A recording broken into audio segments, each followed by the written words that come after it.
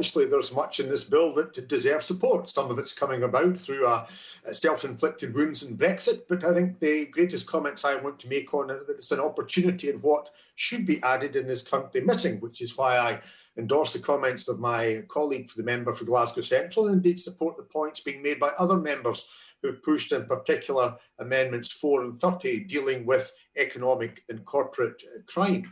Because we are at a very difficult time at the present moment. People are suffering, they are making sacrifices, they are seeing fixed penalties being given out to those who act rashly, sometimes stupidly, sometimes deliberately, and they welcome them.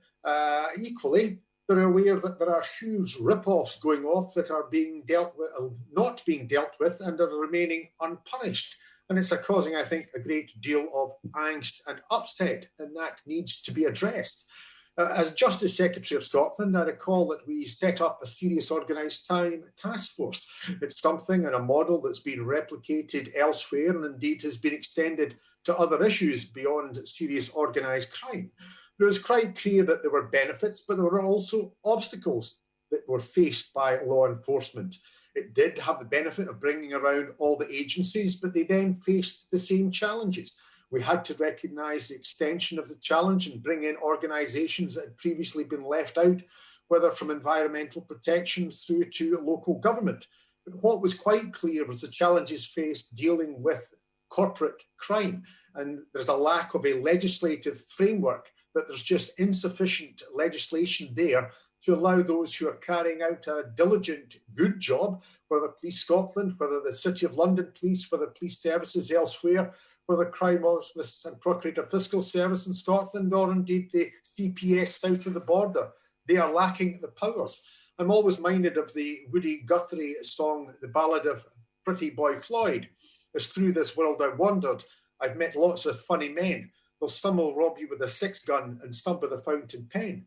The tragedy in this country is it's usually quite easy to deal with those who are addressing you and robbing you with a 6-gun.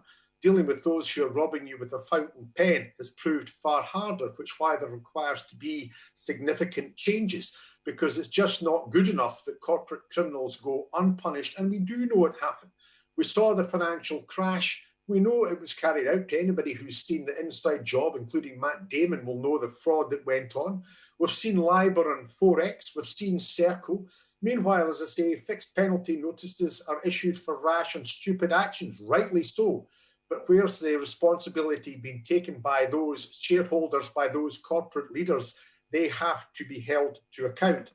That's why these amendments help to address it, to make sure that we do have greater fairness between the small guy and the big guy, why we do bring us into line with the United States of America, where the Wolf of Wall Street is being prosecuted, why we do ensure that we keep up corporate standards, which sadly in some instances have slipped quite shamefully. And it is only right and appropriate that we do make sure that fraud and money laundering are dealt with every bit as stringently, every bit as firmly as we do with bribery and tax evasion. These are hard times. People are making sacrifices, and it's about time those who are abusing their powers in the corporate boardroom will held to account. We need to have the legislative framework.